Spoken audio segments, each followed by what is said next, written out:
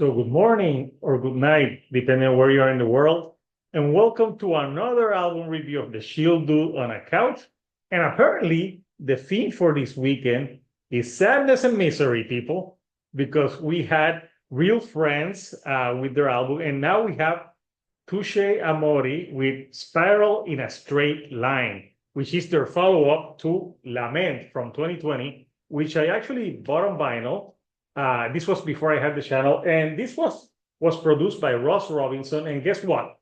Ross Robinson is back again in the fold. And Ross Robinson is a producer who everyone knows. He was huge in the 90s with the new metal sound, especially this weekend. Also, 30 years of Korn's self-titled debut that was produced by Ross Robinson. So something that we know is that if Ross Robinson is attached to this project, it's going to be emotional, and he brings out like the best and the worst in people, and really captures that rawness of bands. So obviously, Touché Amoré is very different from a new metal band. They're a post-hardcore band, and this album, it's the last album, and it's an album that has 11 songs, 31 minutes in left. So it's a pretty short affair of a record, but I think it has less songs than what they've done in the past. So there's shorter songs and there's a bit longer tracks. And there's even there's post-hardcore, there's like punk energy to it. And I think the lead singer, he's got a very unique type of voice. I can't remember his name. I know it's Jim. So yeah, his voice is really good. And on this album, Jeremy, sorry, I'm bad with names sometimes, people. So Jeremy on this album, he keeps. I think this record is a little bit more has more variation. I think that Lament, and when it goes harder, it really goes hard, and when it goes like sadder, it's really sad. So it's a great flow to it. Uh, the album starts very punk with some two tracks that are less than 3 minutes with No Bodies and Disasters. And something that is worth mentioning is the bass tone on this record. Like it really sometimes is in the forefront, and I really like it. It's groovy, and it really goes well with Jeremy's vocals.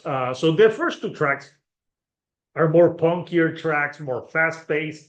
And then on the third track, Hal Ashby, they get a little bit more slower, and it seems like a more contemplative track. So this is a band that knows where to like slow down a little bit.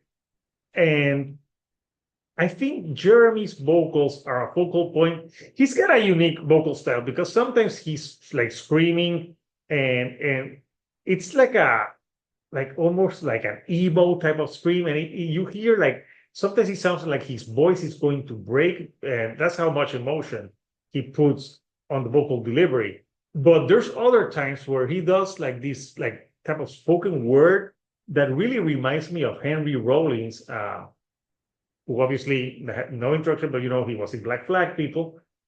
So he has that type of style. Obviously, his voice is not as like deep as Henry Rollins. It's more like a raspier type of voice to him, to the singer. And a song that really shows that type of like spoken word is a song like Force of Habit. Uh, and in this routine, he uses it as well. It's used in a few songs. So Force of Habit, really, it's the first part of the song. He seems like he's telling you a story, spoken word, and that's why I thought of Henry Rollins. You have more aggressive tracks like Mezzanine. Mezzanine is one of the most aggressive tracks on the record, and also The Glue. I think those are the most aggressive tracks where it's like very frantic, and the drumming is more like almost like blast beats type of drumming, which I thought was interesting for this type of band. So yeah, it's good. The lyrics, I think, can be interpreted different ways. The way, it can be about different things. This routine is all about like he's like recounting what the routine of the days, and there's a part where he hopes like uh that he wants to be with the people he loved. So it sounds like a very contemplative type of track. Also, this album has some guest vocals on songs like Subversion, Brand New Love. You have Lou Barlow, who people may know because he was in Dinosaur Jr. And that one, it's more like mellow, but then it picks up. And I think adding Lou really is great to the track.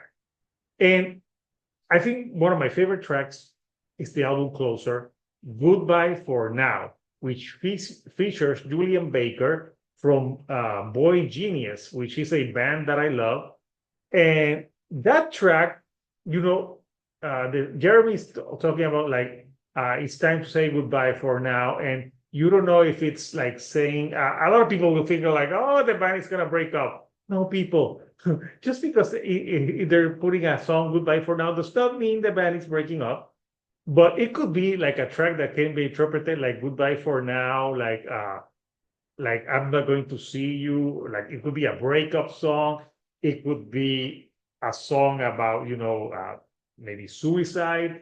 It's kind of vague, so you don't know. But I like when Julian Baker comes in and her voice is really good. It gives it like a more like flavor to the song. And it's a great way to finish this album. So to me, what were the drawbacks of this record? Well, I did enjoy it. I just thought that some of the songs weren't as catchy to me as some other type of like in this post-hardcore that I like. So uh, some songs to me stood out more than others. Like for example, I think my favorite songs were Hal Ashby. I like a song like Altitude, and I think Goodbye for Now. But there's some songs that really felt a little bit type of similar to me. But it's still a solid record, and I think Ross Robinson uh, gets out the best in bands. Like he gets the emotion out of people, and you can tell in Jeremy's vocals. Like it's sometimes you think he's going to break down, but he doesn't. So yeah, it's great that Ross Robinson produces this band and can show that like he can bring the most emotion out of anyone in a performance. So yeah, Spiral in a Straight Line is if you like Touché Amoré, I think you will like this record. If you're not too familiar with this, maybe I don't know, you might not be like it that much. But yeah, I think it's a solid record. There's other like I said, some tracks that stand out more for me than others, but I think it has more experimentation than Lament from 2020, which I enjoyed, but I think this one had a little bit more experimentation to it. So yes, and they're signed to Epitaph Records, so that's why they have like that punk energy to them as well. So I want to know from you, Couchers, what do you think of Touché Amoré, Spiral in a Straight Line? Uh, is it your favorite from the band? Do you think it's a step up from Lament? Comment down below and tell me what your favorite tracks are. And of course, if you like the videos that I'm putting out, do not forget to give me a like. Do not forget to subscribe if you haven't already. That helps me to get to more couchers like yourself. So until next time, couchers, this is Hector, the shield dude on a couch, and I'll see you all right here on the couch. Thank you and goodbye.